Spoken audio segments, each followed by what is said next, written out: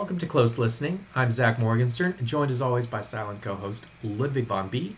And after a long break, I'm here with another Elvis Presley album review, specifically of the playlist series Very Best Gospel of Elvis Presley. So I did a video a while back about Bob Dylan's Christian albums, and I occasionally get comments that are kind of scolding me. They're saying, you're just biased against Christian music. And what's really frustrating for me about these comments is that they just treat Christianity as one big unified whole.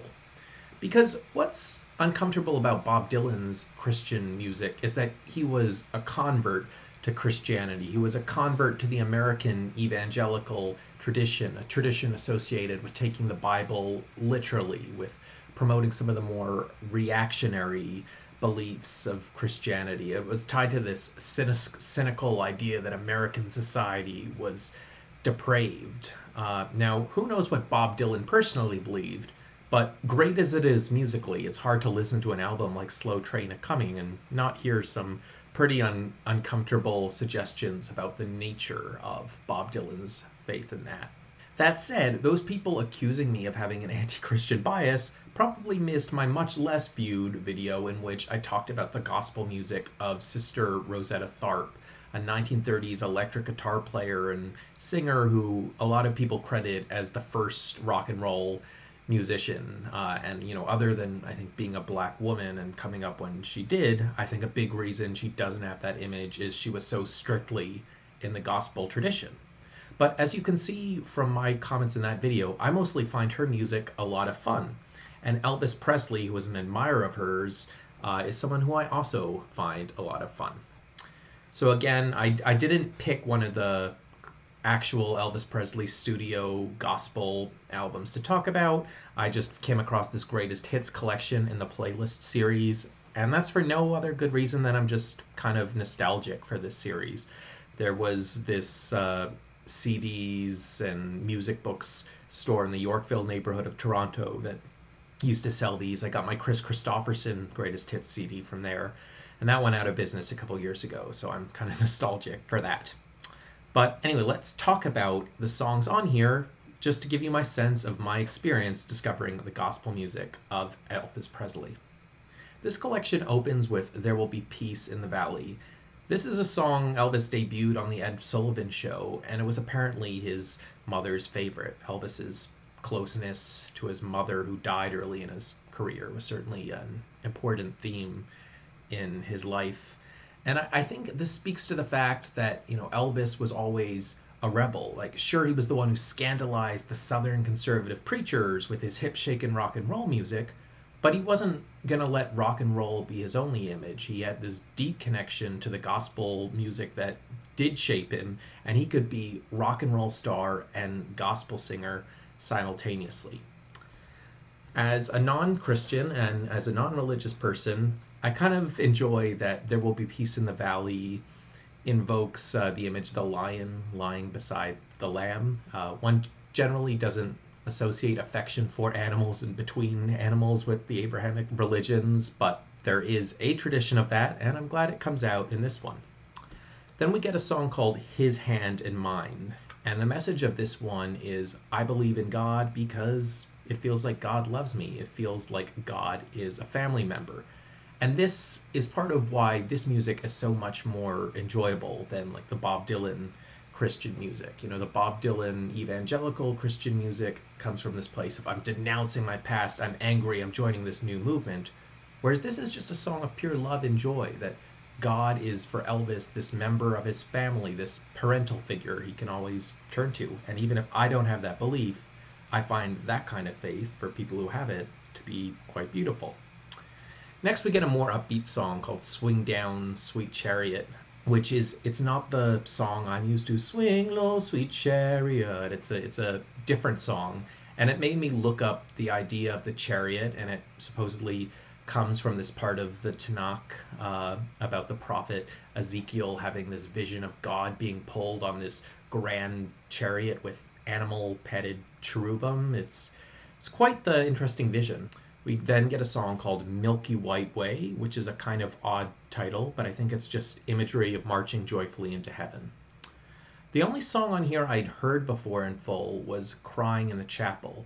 I think it was like a big hit because it's on some collection of mine of like Elvis Presley top 10 hits. And it's pleasant enough to listen to. It's sort of about embracing the modesty of religion, praying in this ordinary chapel and feeling great joy. But honestly, it's not nearly as much fun as the rocking songs on here, nor as compelling as some of the true emotional belters. So even though it may be the most commercial song on here, I think it's the weakest. The other famous one, I'd never heard this before, but I'd heard the title, is How Great Thou Art. And the gospel album Elvis recorded with this song on it apparently won him his first Grammy. I hadn't realized this before, but all of his Grammys are for gospel music. Now, insofar as my argument is that the gospel music of people like Elvis and Rosetta Tharpe is different than conservative Christian music, this song is the greatest challenge to that idea, because this is the first song in which God is not presented simply as a loving figure, but as this powerful Lord that one should worship. And I think that's an uncomfortable tension in the Abrahamic religions. Are they about loving a good God or about submitting to a wrathful God? I don't know. But this song, even if it's about worshiping the greatness of God, it's still very pleasant to listen to, and the vocals are very epic. Actually, one thing I notice with the vocals is you really expect with the final note for Elvis to sing very high, "How great thou art, how great thou art."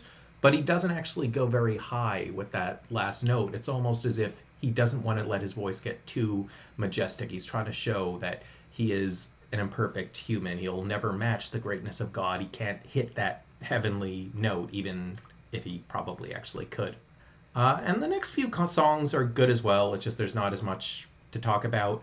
There's a song called The Bosom of Abraham that manages to sneak in a little sermon that's kind of akin to "It's hard to be rich and get into heaven." Help Me was another notable one for me. It feels kind of lyrically similar to Help by the Beatles, just, with a Christian twist.